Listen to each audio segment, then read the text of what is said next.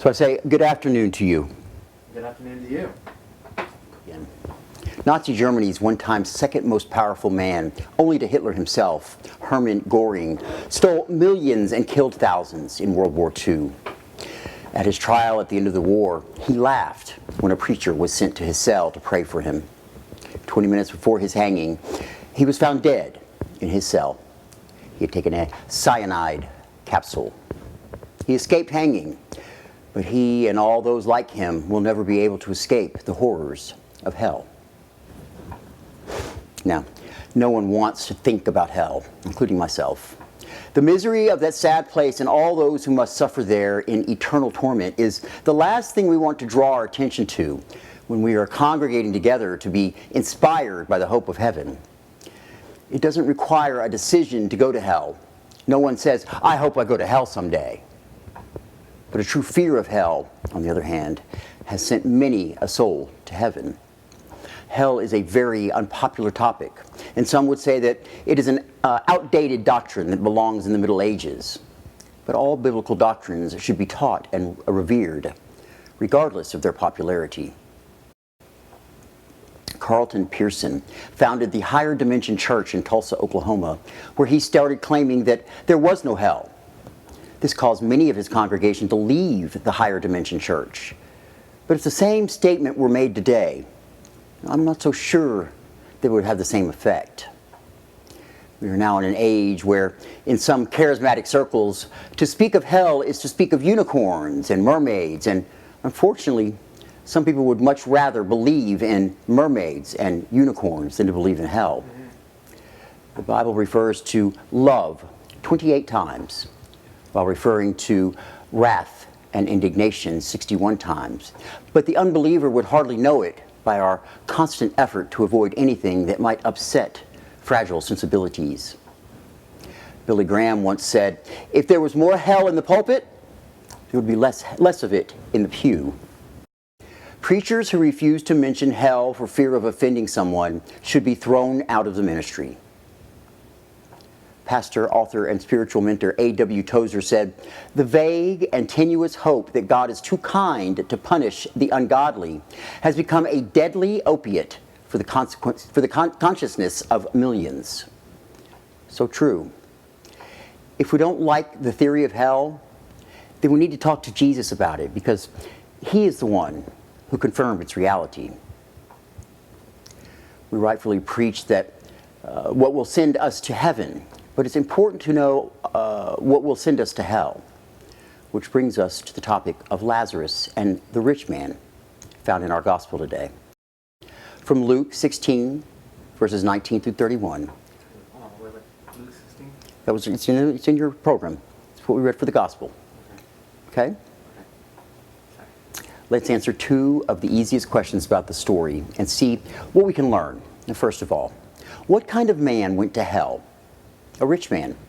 A man who had plenty and enjoyed what he had plenty of. He wasn't merely well-dressed. He was dressed in the best there was. Purple was the color of royalty, and fine linen was an exotic fabric from Egypt and was usually worn by the elite. This rich man apparently enjoyed being admired for his opulence.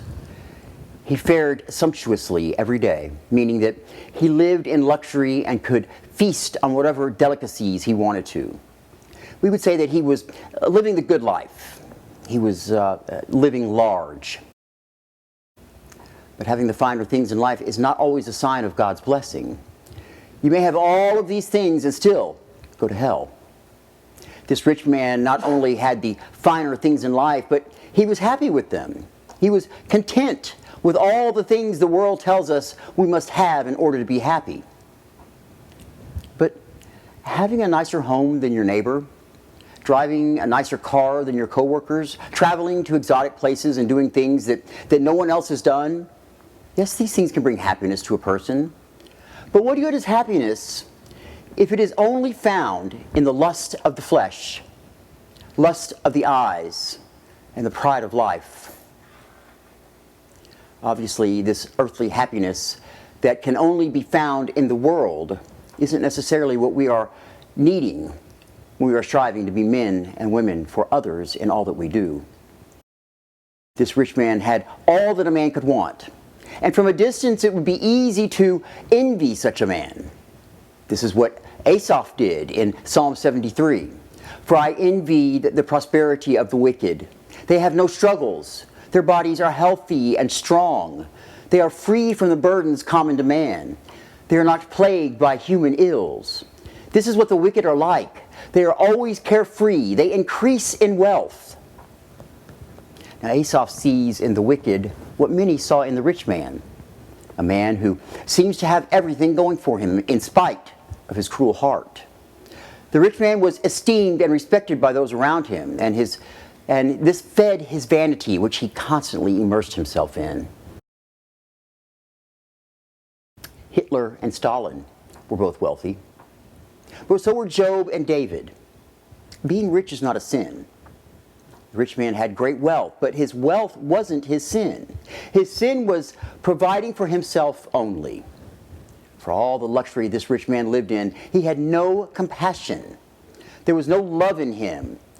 Whomever does not love does not know God, because God is love. 1 John chapter 4, verse 8. A starving man named Lazarus was laying right at his gate, hoping to get some scraps from this rich man's table. And poor Lazarus prayed and pleaded and begged in vain. Lazarus wasn't going to take any food from anyone's plate. He just wanted what would have been thrown away anyway.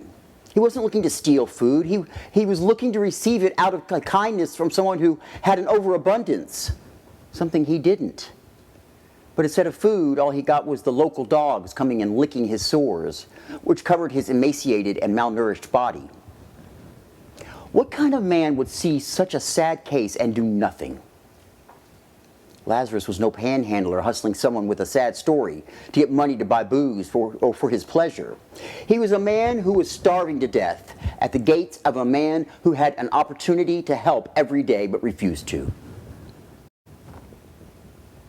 The eyes of the world looking in may see these two men and think one is cursed and the other is blessed based only on their external circumstances. But in 1 Samuel chapter 16, verse 7, we read, "For the Lord does not see as man sees, for man looks at the outward appearance, but the Lord looks at the heart."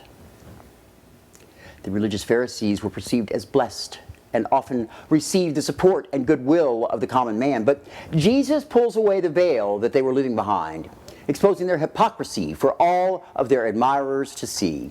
He said, "Woe to you, teachers of the law and Pharisees, you hypocrites! You are like whitewashed tombs, which look beautiful on the outside, but on the inside are full of dead men's bones and everything unclean. In the same way, on the outside you appear to people as righteous, but on the inside you are full of hypocrisy and wickedness." Matthew chapter 23, verses 27 and 28. The Apostle James says, "You have lived on earth in luxury and self-indulgence. You have fattened yourself on the day of slaughter." Chapter 5, verse 5. Selfishness provokes God, but a selfishness when others are starving aggravates the sin even more.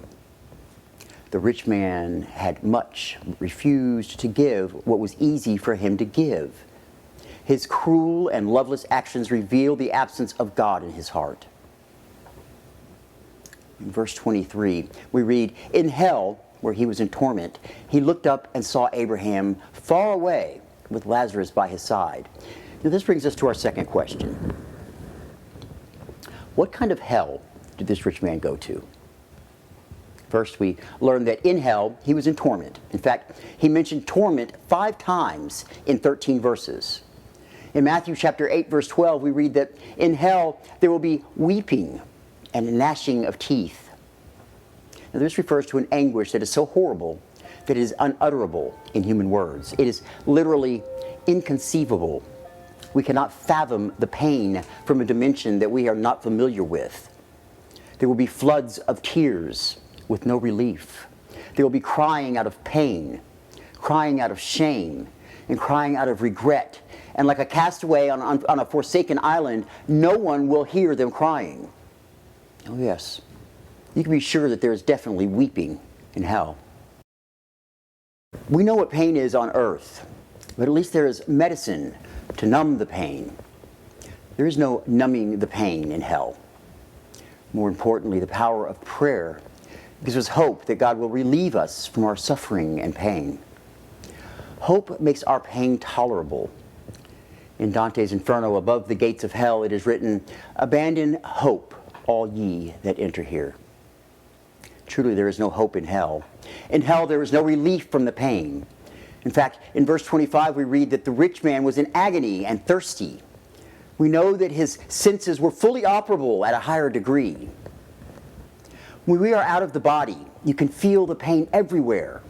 And it will be more intense because we are not limited by our earthly body and its nerves. Imagine the difference between having an operation under anesthesia versus not having any anesthesia. It would be torture. In hell, you would feel worse pain than you could possibly exist on earth. And you would be able to feel that pain at an even higher level. That is agony. That is torment. The gnashing of teeth refers to rage. There will be so much rage toward those who deceive them.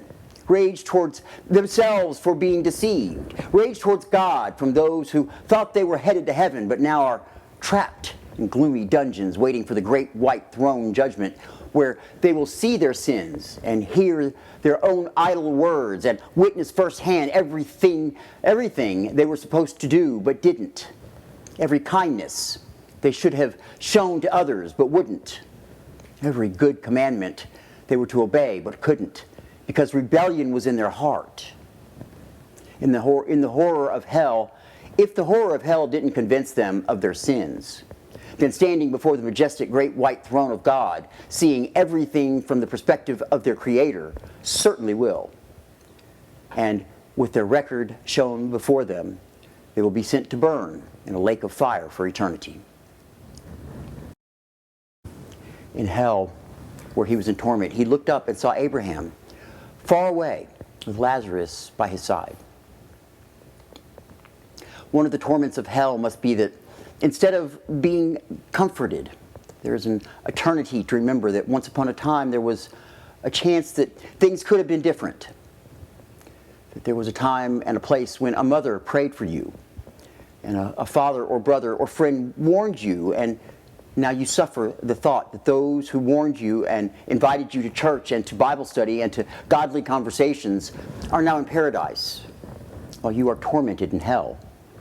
Those in hell are crazed with outrageous envy for a better fate.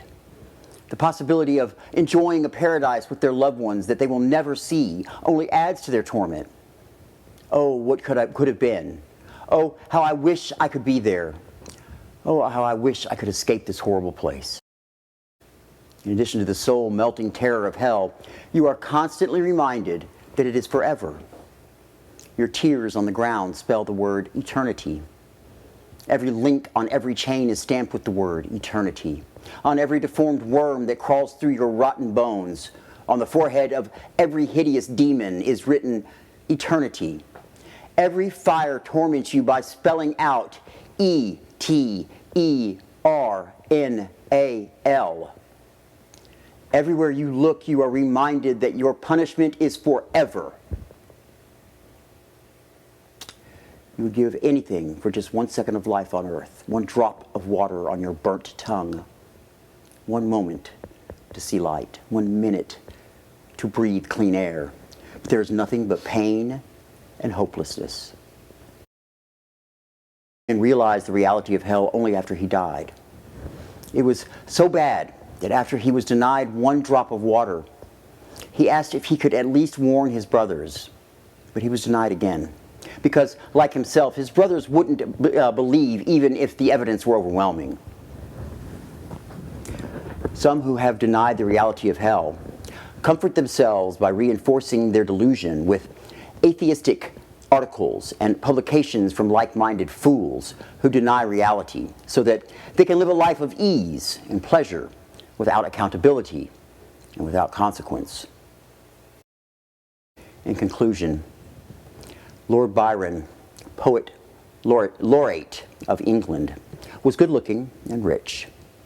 After all the wine, women, and song his heart could endure, and being broken in health, he made the statement, "I have tasted all the joys of life. All that is left for me is the canker and the rot." It takes a real determination on the part of an individual to go to hell, to willingly refuse salvation when given a multitude of chances. So what kind of person chooses hell? It is the proud and rebellious. C.S. Lewis says it best when he said, "I willingly believe that the damned are, in one sense, successful rebels to the end, that the doors of hell are locked on the inside." Many think, since God is a God of love, why can't he do away with hell and make it possible for every individual to go to heaven? Well, that is exactly what he did when he sent Jesus to the cross to die for your sins. He made it possible for you to go to heaven and escape that horrible place called hell. John Hannah once told someone, "No one who is ever in hell will be able to say to God, 'You put me here.' And no one who is in heaven will ever be able to say, 'I put myself here.' You can't earn your way to heaven, but you can earn your way to hell." God is your creator, not your destroyer. His purpose for you was never to see you burn in a lake of fire for all eternity. That is your choice, not his. The most awesome power we possess is the power to choose. Love is a voluntary action and involves choice. God gave us the gift of free will so that we could do just that, choose. We can choose to love God and serve him, or we can choose to love sin and serve Satan. So which do you choose? Who will you serve? If your pride tells you to choose neither, then you choose Satan. Choose to be Christ-like and receive assurance, receive love, receive hope, receive life. Amen.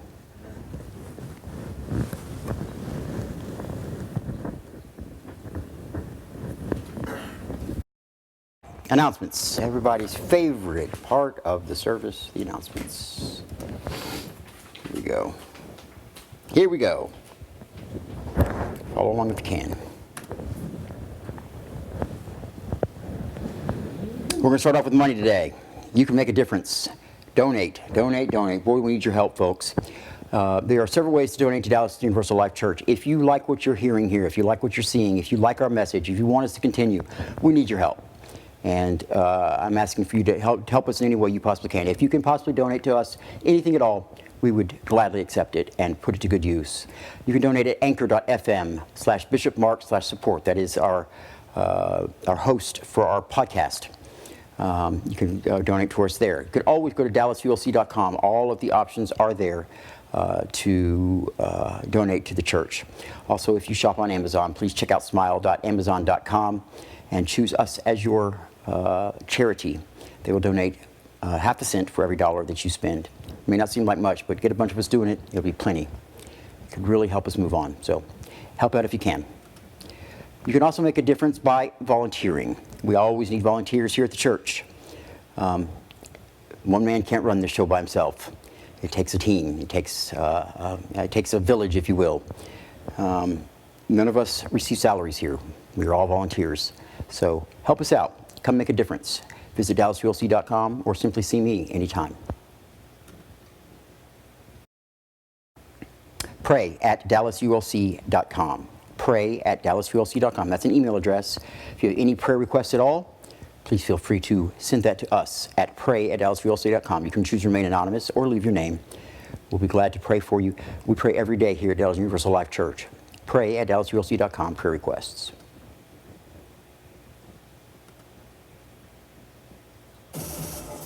Knock, knock, knocking on heaven's door. A bishop a day keeps the devil away. Forget what you think you know about church. Did you know we had a podcast? Check out our podcast, folks. Your Path with Bishop Mark. Simply go to your search engine, search Your Path with Bishop Mark. Lots of good fun stuff there. So if you won't find anywhere else online or even in person, we have some really cool stuff that happens there. And I think it's a wonderful way to get our message and to hear what's going on in the church. You could check us out, like I said, going to Your Path, searching for Your Path with Bishop Mark, or you can go to TuneIn, Google Podcasts, CastBox, Pocket Casts, Apple Podcasts, Spotify, Podbean, Radio Public, Anchor, Breaker, Overcast, or Stitcher. Any of those fine services will be glad to show you the way to Your Path with Bishop Mark. Compliments, concerns, suggestions, or complaints. Another email address for you here. feedback@dallasulc.com. Again, pretty self-explanatory. Compliments, concerns, suggestions, or complaints. Use it if you want it.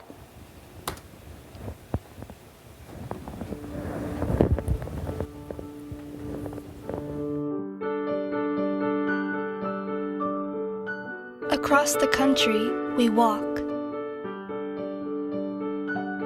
For those affected by Alzheimer's disease, carrying flowers that signify why we want to end it.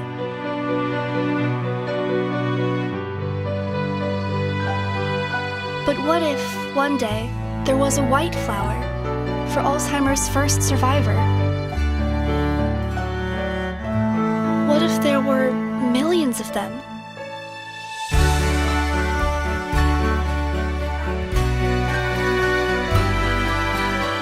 Help make that beautiful day happen.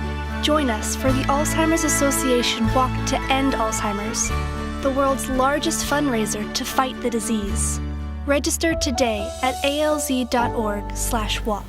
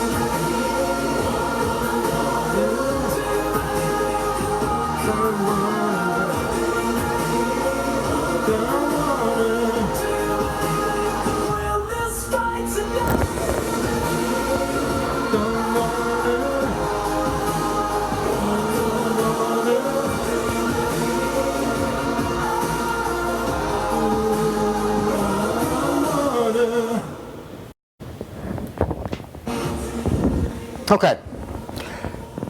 You got to believe you can walk on water if you're going to believe that we can get this done. It's next weekend, Saturday. So Friday night is our 5th annual walk sleepover here at the church. We have an 8 p.m. start time. Let your friends know. If you know anybody that's walking with us, 8 p.m. Lockdown is at 11. The doors will not open again until 6 a.m. Okay? Gavin, stick with me. It's a good song. Okay, I know, that's why I chose it. So, Friday, October the 4th, 5th annual walk sleepover, 8 p.m., lockdown at 11. Okay? Saturday, October the 5th, that's this coming Saturday, just so you remember, this coming Saturday, October the 5th, we are leaving the church at 6 a.m. Okay, registration is at 7:30. We're leaving the church at 6 a.m. Okay? If you have not gotten any sponsors yet, just ask them to sponsor you, your friends, your roommates, your family, anybody, strangers. It all can be done online. All you have to do is tell them our website online, and they just go online to alz.org and search Dallas Universal. I guarantee they'll find us right there, and they can donate right there. They can also go to our Facebook page, the church's Facebook page, which is Dallas Universal Life Church, Dallas ULC, and there are links there as well to our webpage for the Walk to End Alzheimer's. We need the donations, folks. We're way behind our goal, so help me out here. All right, I look forward to seeing all of you this weekend. Friday, 8 o'clock p.m. Okay. Dang, man, that was a good song.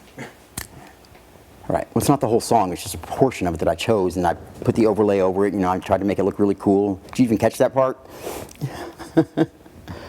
All right. Well, that does it for the announcements. All right. Let's go ahead and close out.